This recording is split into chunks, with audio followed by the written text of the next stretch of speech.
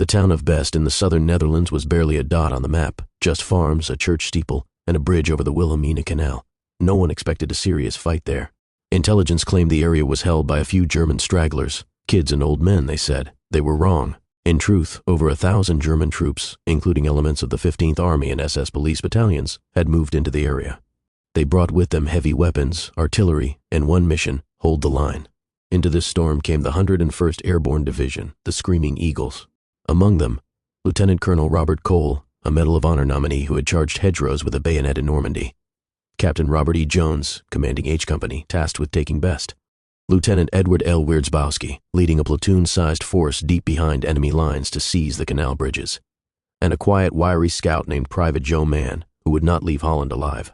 This is not a story of generals moving pins on a map. This is the story of one forest, one failed plan, and one bridge that was just close enough to reach, but never close enough to hold. This is the true story of the battle for Best. The rain hadn't come yet, but the clouds were heavy and low, pressing down on the Dutch countryside like a warning. Captain Robert E. Jones stood at the edge of the Zoncha forest, boots deep in soft sandy earth, eyes fixed on a narrow trail that disappeared into the gloom. Behind him, the men of H Company checked weapons, adjusted helmets, and waited for a command none of them fully trusted. Jones turned as footsteps approached, confident, deliberate.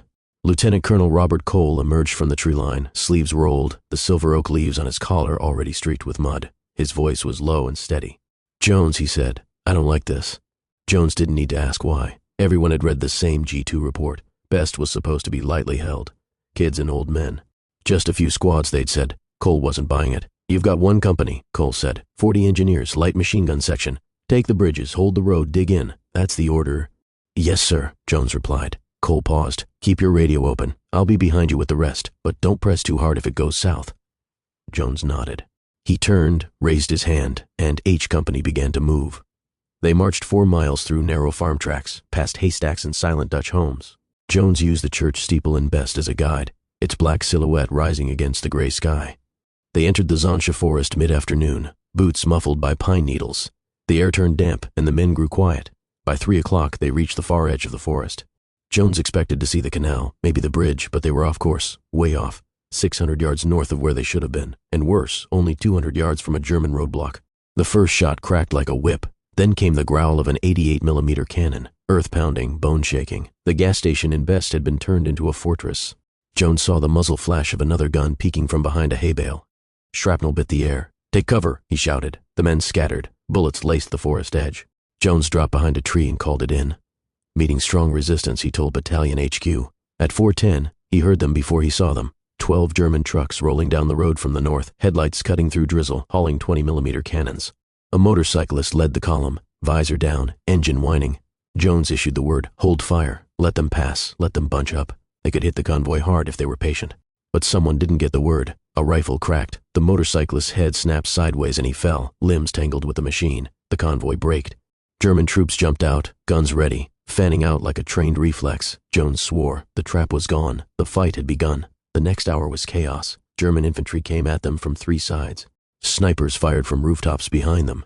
One of the engineers was hit trying to flank left. His helmet rolled to a stop next to Jones. It was dented and red. At 6, with the light fading and no progress made, Jones made the call. "Fall back," he ordered. "Zoncha forest. Dig in." They retreated in silence. No pursuit came. The Germans had what they wanted, control of Best. By the time they re-entered the forest, the first drops of rain began to fall. Jones dropped to his knees and started scooping out a foxhole with his helmet. Around him, the men of H Company did the same. Mud clung to fingers, grit stung their eyes, and not one of them said a word. Half a mile south, unknown to them, Colonel Cole's own companies were doing the same, digging under fire, holding a line in darkness. Less than 1,000 yards separated the 2 American groups, and in between, hidden by trees and arrogance and broken radio calls, lay the German guns waiting for morning. Lieutenant Edward Wierzbowski knew the order was suicide the moment he heard it. "Send 2nd platoon to take the canal bridges," the voice over the radio said. "Establish a perimeter. Hold until reinforced." It came from battalion, cold and clean, spoken by men who didn't smell smoke or hear the screams. He pressed the receiver against his ear, hoping to hear hesitation. There was none. He looked at his platoon, 18 men, 26 engineers, a machine gun team, a mortar with 6 rounds, a single bazooka, no reinforcements, no artillery support, just pine trees, fire lanes, and rumors of 1,000 Germans somewhere in the dark. Rain began to fall, thin, cold, steady. "All right," he said. "We move in 5. They stepped off into the fire lanes at dusk. Each man crossed one at a time, pausing, breathing, sprinting low across open strips of land, exposed, silent, scared. Machine guns had been set up by the Germans at every third or fourth break in the trees. Wierzbowski didn't know which ones were covered. At the first fire lane, bullets zipped just ahead of them, tracers carving red lines into damp air. At the second, nothing. At the third, more silence. The men moved slow, crossing in pairs or alone, always low, always waiting for death that didn't come. Not yet. By 8, they emerged on the far side of the pine plantation. The canal lay ahead, 200 yards to the dike. They approached it in a crawl, clothes soaked, knees raw. The rain slicked the steel surfaces, but the darkness covered them. The Dutch derricks loomed like sleeping beasts. The catwalk that ran along the canal was narrow, metal, and wet. One by one, the paratroopers climbed up, crossed in silence over the black water, and dropped down into the mud on the other side. They were now on the enemy's doorstep. At 9, they reached the dike, 60 yards from the highway bridge. They could see the bridge's edge, lit faintly by a distant street lamp. A German sentry paced nearby, unaware that he was walking a lazy arc around 2 Americans belly down in the grass.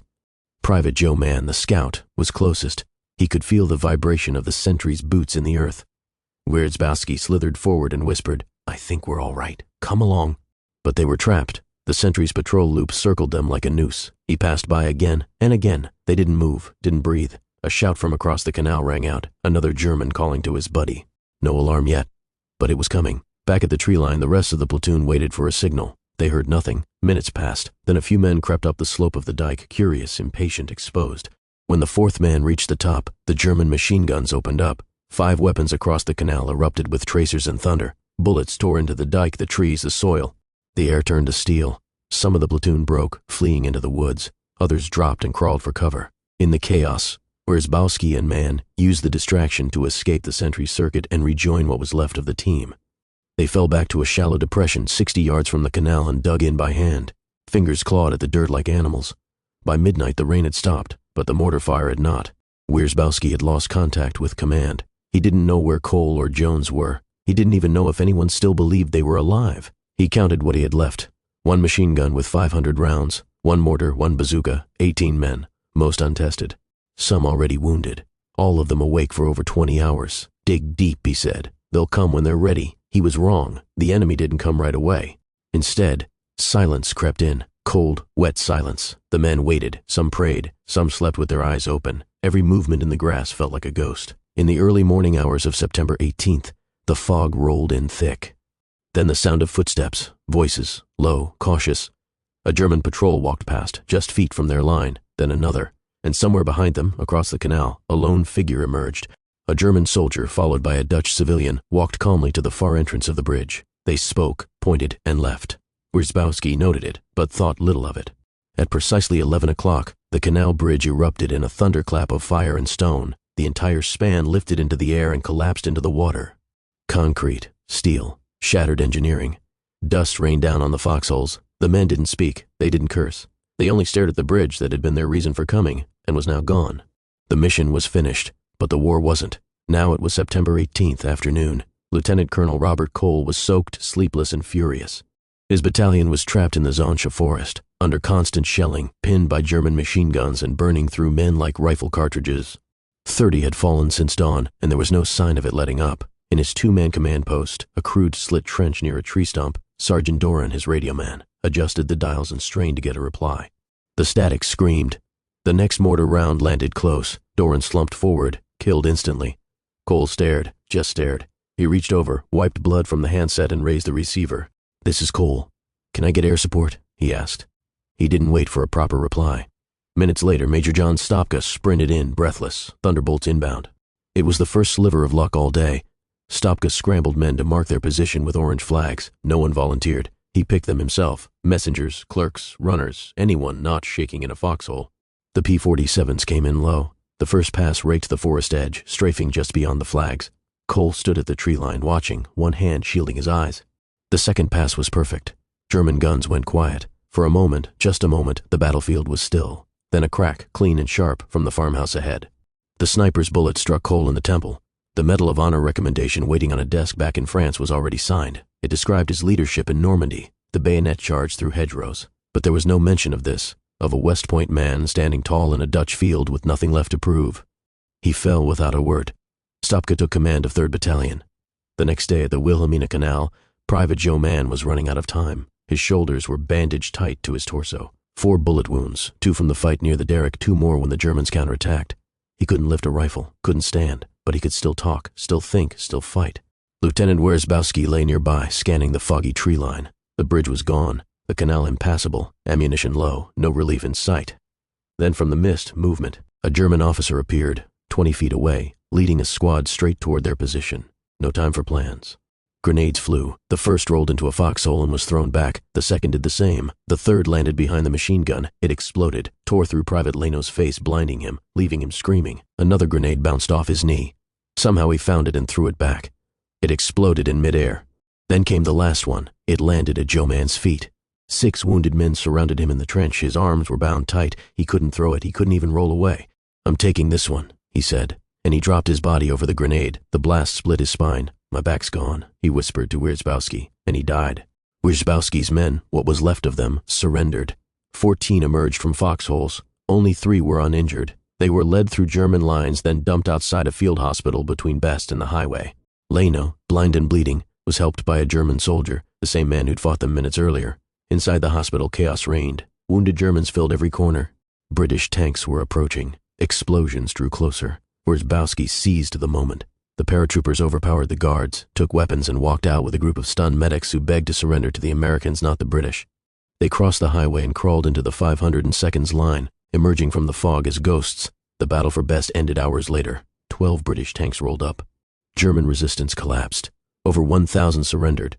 Some came out of ditches, some from barns, others from tree lines with hands raised, only to be shot in the back by their own machine gunners. Major Stopka found 600 bodies on the field. But the cost had already been paid, present day. There is a quiet stretch of road just off the A2 highway near Best. A child stands by a stone monument. He places a single flower at its base. His teacher waits nearby, hand on his shoulder. That man, the teacher says, pointing to the name on the plaque, was Joe Mann. He jumped on a grenade to save his friends. The child looks up. Why would anyone do that? The teacher doesn't answer right away. Then finally, softly, because that's what courage does.